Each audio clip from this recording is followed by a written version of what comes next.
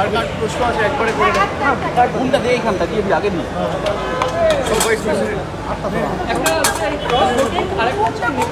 প্রতিবেশী রাষ্ট্র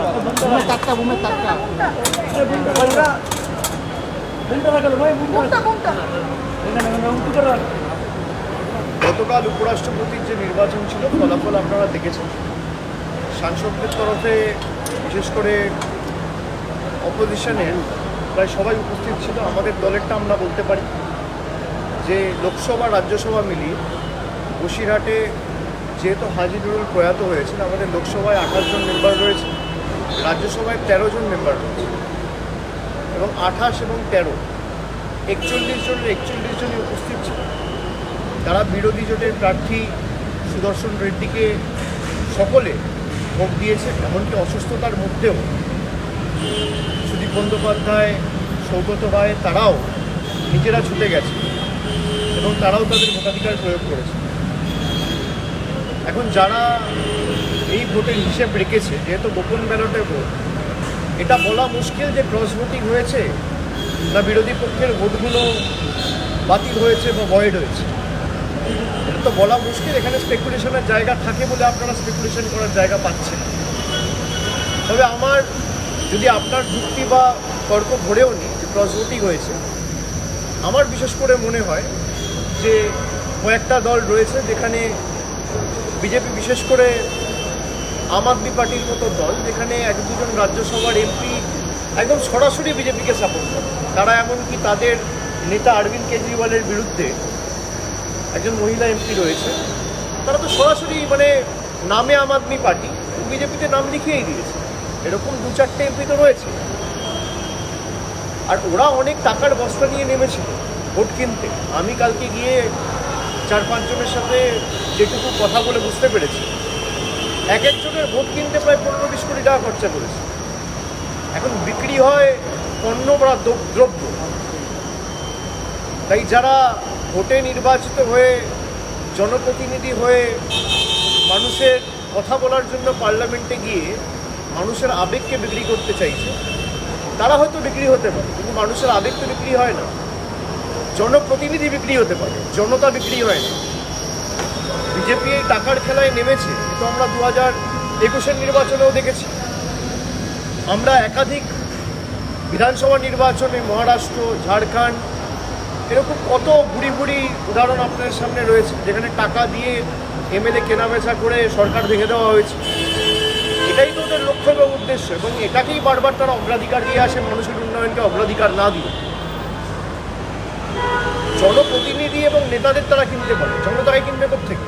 আপনারা তো দেখেছেন 2021-এ, 2024-এ, এমনকি বাংলায় ভোটের আগের দিন পোলিং এজেন্ট কিনতে হাজার হাজার টাকা খরচা করেছে। মানুষের ভোট কিনতে কাউকে 5,000, কাউকে 10,000, বাংলার মানুষ টাকা নিয়ে ওদেরকে যোগ্য জবাব দিয়েছে। যেটা তো আমাদের অধিকারের টাকা, নেবো প্লাস তোমাদেরও যোগ্য জবাব। বিজেপির থেকে টাকা নিয়ে তৃণমূলকে ভোট দিয়েছে। উচিত শিক্ষা এদেরকে বাংলার মানুষ দিয়েছে। তাই আমি বলি যে জনপ্রতিনিধি বা নেতা বিক্রি হতে পারে, জনতা বিক্রি হয় না। দ্রব্য বা পণ্য বিক্রি হতে পারে, আবেগ, ভালোবাসা, আশীর্বাদ বিক্রি হয় না। বিজেপি চেষ্টা করেছে নিজের মতো কেনাবেচা করা, কিন্তু কটা ক্রস ভোটিং হয়েছে আর কটা ভোট বাতিল হয়েছে, কিন্তু যেহেতু সিক্রেট ব্যালটে ভোট, যে যার নিজের মতো করে স্পেকুলেট করছে। 15টা ভোট যদি বাতিল হয়ে থাকে, একটা থিওরি হতে পারে যে 315 জন অপোজিশন মেম্বার ভোট দিয়েছে, 15টা ভোটই হতে পারে অপোজিশনের বাদ চলে গেল, তখন ক্রস ভোটিংয়ের তথ্য খারিজ হয়ে যাবে। আর যদি আমি ধরলাম 50-50 হয়, তাহলে সেক্ষেত্রে 5-7 জন অপোজিশন থেকে ক্রস ভোটিং করতে পারে। তো দুটো প্রবাবিলিটি রয়েছে। আচ্ছা, নেপাল নিয়ে আপনারা জিজ্ঞেস করলেন। কালকে যে ঘটনা ঘটেছে আমরা দেখেছি সবাই, আমরা সবাই উদ্বেগে রয়েছি এবং চিন্তায় রয়েছি। রাজ্যের মুখ্যমন্ত্রী এ নিয়ে গতকাল বিস্তারিত বলেছেন আপনাদেরকে। আমরা সবসময় শান্তির পক্ষে। আমরা চাই নেপালের পরিস্থিতি যত দ্রুত সম্ভব স্বাভাবিক হোক। প্রতিবেশী রাষ্ট্র কোনোরকম কোনো ক্ষয়ক্ষতি আমরা চাই না, সে যে দেশই হোক, বাংলাদেশ হোক, নেপাল হোক, যে কোনো, শ্রীলঙ্কা হোক। আমরা বরাবরই চাই তারা ভালো থাকুক, শান্তিতে থাকুক, কিন্তু যেহেতু এটা ইউনিয়ন গভর্নমেন্টের বিষয় এবং বিদেশ মন্ত্রকের বিষয়, আমাদের নেত্রীকালকে বলেছেন এবং রাজ্যের মুখ্যমন্ত্রী মমতা বন্দ্যোপাধ্যায় কাল বিস্তারিত বলেছেন যে কেন্দ্র সরকার যে অবস্থান নেবে বা কেন্দ্র সরকার যেভাবে দেশের স্বার্থে যে সিদ্ধান্ত নেবে, দলগতভাবে আমরা কেন্দ্র সরকারকে এই বিষয়ে সমর্থন করি। এবং পেহেলগামের সময়ও আমরা স্পষ্টত বলেছি যে দেশের সীমান্ত বা দেশের সুরক্ষা বা দেশের সভিরেনিটির পক্ষে কেন্দ্র সরকার যে ভূমিকা পালন করবে বা সিদ্ধান্ত নেবে দলগতভাবে, এবং রাজ্য সরকারের তরফ থেকেও মুখ্যমন্ত্রী বলেছেন যে আমরা তাদের যে কোনো সিদ্ধান্ত সমর্থন করবো, এখানে কোনো ডিফারেন্সের জায়গা নেই। তবে আমরা চাই নেপালে শান্তি ফিরে আসুক এবং আমরা সকলেই উদ্বিগ্ন, যা পরিস্থিতি হয়েছে সেই পরিস্থিতি দেখার জন্য। কমিশনের যে বৈঠক ছিল আজকে, সেখানে বলা হচ্ছে যে 30শে সেপ্টেম্বরের মধ্যে এসআইআর নিয়ে সমস্ত প্রস্তুতি শেষ করতে হবে এবং অক্টোবরের যে কোনো দিন এসআইআর প্রত্যেকটি রাজ্যে শুরু হতে পারে বা লাগু হতে পারে। কীভাবে দেখছেন? না, সেটা তো নির্বাচন কমিশনের মতো ঠিক করবে, তাদের আভ্যন্তরীণ বিষয় নিয়ে তো আমি বলতে পারি না।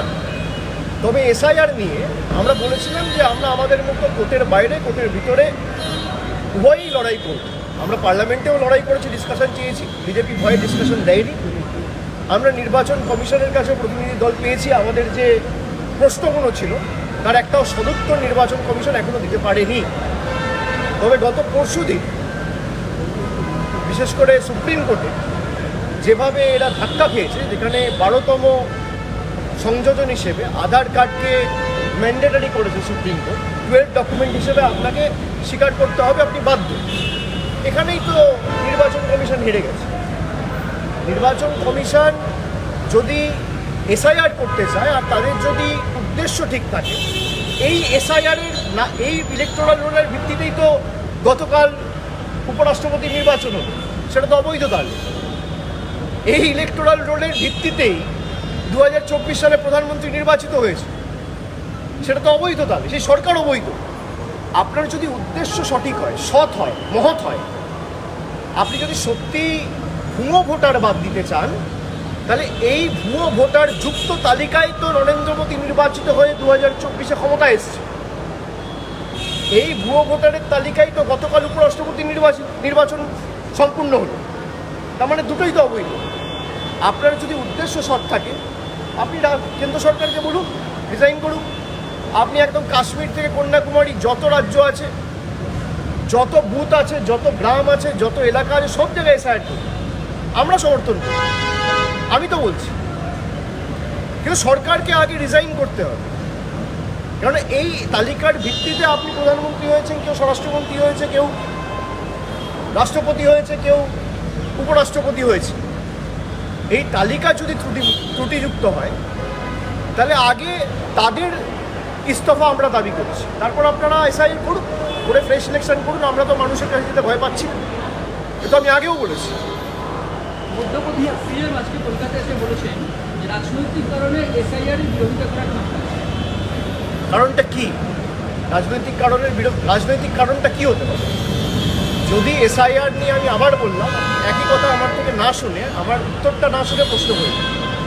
আমি বলছি আপনার উদ্দেশ্য যদি সৎ হয়, ঠিক হয়, মহৎ হয় আর কারেক্ট হয়, তাহলে আপনি এই ত্রুটিযুক্ত ইলেকটোরাল রোল, যার কারণে আপনি এসআইআর করার কথা বলছেন, এই ইলেকটোরাল রোলের বেসিসেই গতকাল উপরাষ্ট্রপতি নির্বাচন হয়েছে। তাহলে উপরাষ্ট্রপতি যিনি কালকে নির্বাচিত হয়েছেন তিনি অবৈধ। 1 বছর আগে প্রধানমন্ত্রী নির্বাচিত হয়েছে এই ভোটার লিস্ট, এই ইলেকটোরাল রোলের বেসিসে, তিনি অবৈধ। যে সরকার দেশ পরিচালনা করছে তারা নির্বাচিত হয়েছে, সবাই ক্যাবিনেটে শপথ নিয়েছে 1 বছর আগে, তারা সবাই অবৈধ। তাহলে তাই যদি হয়, আপনার উদ্দেশ্য যদি হয়, তাহলে পলিটিসাইজ কে করছে? আপনি না আমি। আমি তো বলছি আপনি এসআইআর করুন, আমি বলছি তাড়াতাড়ি করুন, কিন্তু আপনি ইস্তফা দিয়ে তারপর শুরু করুন। ইস্তফা দিলে তো আমাকেও ইস্তফা দিতে হবে, আমিও সেই লোকসভায় নির্বাচিত। আমি তো নির্বাচনে মানুষকে ফেস করতে ভয় পাচ্ছি না। তৃণমূল তো বলছে না যে আমরা নির্বাচনে যাব না, আপনি নির্বাচন করিয়ে নিন। আপনি লোকসভা ডিজলভ করুন, আপনি নির্বাচন করান, এসআইআর করে নির্বাচনে যান, কেউ তো বারণ করছে না। এখানে 42টা লোকসভা আছে, আমরা আমাদের মতো কথা মানুষের কাছে রাখবো, মানুষ এক কুকুরকে গ্রহণ করবে, এক কুকুরকে বর্জন করবে। আমরা তো পালাচ্ছি না, বিজেপি পালাচ্ছে। বিজেপি মানুষকে ফেস করতে চাইছে না। তার কারণ কি? আপনি এসআইআর করতে চাইছেন বলছেন অক্টোবর থেকে, আমি বলছি আপনি কাল থেকে করুন, কালকে রিজাইন করুন, পরশু থেকে এসআইআর করুন, দেখি আপনার কত ক্ষমতা। আপনার উদ্দেশ্য সঠিক নয়। আপনি সিএএ যখন এনেছিলেন, আপনি সিএএ বলেছিলেন যে নাগরিকত্ব দেওয়ার আইন, আপনি কজনকে সিএএ দিয়েছেন? আপনি সিএএ এর মুখোশে আড়ালে এনআরসি করতে চেয়েছিলেন। আপনার উদ্দেশ্য কোনোদিন সঠিক ছিল না। আপনি নোটবন্দি করে আপনার শিল্পপতি বন্ধুদের হাত শক্তিশালী করতে চেয়েছিলেন। গরিব মানুষের চোখের জল মুছে ভারতে কালো টাকা ধ্বংস করতে চাননি। উদ্দেশ্য কোনোদিন বিজেপির সঠিক নয়। আপনি কৃষি বিল পাস করিয়ে 700 কৃষককে আত্মহত্যা করতে বাধ্য করেছেন। আপনি কৃষকদের স্বার্থে কৃষি বিল পাস করেননি, তাও আবার পিছিয়ে আসতে হয়েছে। তো বিজেপি যাই করে উদ্দেশ্য কোনোদিন সঠিক থাকে না। আপনার যদি উদ্দেশ্য ঠিক থাকে, বিজেপি তো এই বলছে যে ভোটার লিস্টে অনেক গড়মিল রয়েছে, আমি ধরে নিচ্ছি গড়মিল রয়েছে, তাহলে আপনি এই ভোটার লিস্টের বেসিসে যদি নির্বাচিত হয়ে থাকেন, আপনি রিজাইন করে এসআইআর করে ইলেকশন করুন, আমরা তো বারণ করছি না। ठीक है, पीएम मोदी मणिपुर जा रहे हैं। आप लोग बार बार कह रहे थे कि जाइए पीएम मोदी मणिपुर, लेकिन अब जा रहे हैं पीएम मोदी, क्या कहेंगे? भाई वो आपको मणिपुर में जाना चाहिए, मणिपुर में जाके मणिपुर की जनता से पूछना चाहिए। मैं कैसे क्या बोल सकता हूँ कि जाके क्या बोलेंगे क्या नहीं बोलेंगे। मुझे लगता है देश के प्रधानमंत्री के नाते मणिपुर 2-2.5 साल से चल रहे, तप रहे, ये कहीं ना कहीं सरकार और देश का प्रधानमंत्री का अकाउंटेबिलिटी है कि वहाँ पे जाए, स्थिति को स्वाभाविक करे।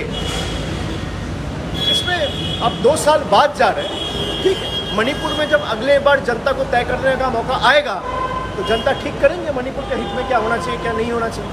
और नेपाल को लेकर नहीं, नेपाल को लेके हमारे प्रदेश के जो मुख्यमंत्री हैं उन्होंने साफ तौर से कल कहा है कि जो स्थिति हम लोगों को नेपाल में देखने को मिला है, कल से लगातार परसों से हो रहा है, हमें लगता है कि हम हमेशा चाहते हैं कि नेपाल में पीस रहे।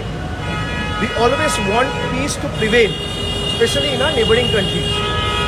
अब ये क्योंकि यूनियन सब्जेक्ट है, तो यूनियन गवर्नमेंट जो भी फैसला लेंगे या जो भी सिद्धांत लेंगे देश का हित में और देश का पक्ष में, पार्टी के जनरल सेक्रेटरी के हिसाब से मैं ये आपको स्पष्टता के साथ बताता हूँ कि पार्टी उसको समर्थन करेगा और सरकार की तरफ से भी हमारे मुख्यमंत्री ये साफ बोल दिया कि वो समर्थन करेंगे। So whatever decision is being taken considering the best interest of our country, we will support that and we will fight any national interest issue when it comes to any of our neighboring countries shoulder to shoulder with the union government.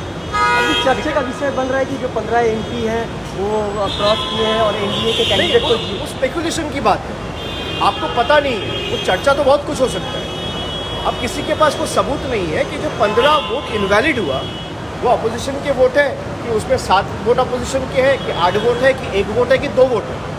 ऐसे ही same चीज़ BJP के लिए भी applicable है कि हो सकता है NDA से भी भाई कुछ वोट नल एंड वॉइड हुआ हो, तो वो तो पता नहीं है, सीक्रेट बैलेट में वोट। तो आप अपने हिसाब से कुछ बोल सकते हैं, मैं अपने हिसाब से कुछ बोल सकता हूँ। लेकिन जैसे मैंने कहा कि खास करके कुछ पार्टी ऐसा है, स्पेशली राज्यसभा में कुछ लोगों को हमको देखने को मिला है जहाँ पे कुछ लोग हो सकता है उनके पार्टी से चुने गए हो, लेकिन अभी भी एकदम साफ बीजेपी के साथ अलाइंड है। ये तो आप लोगों को देखने को मिला है।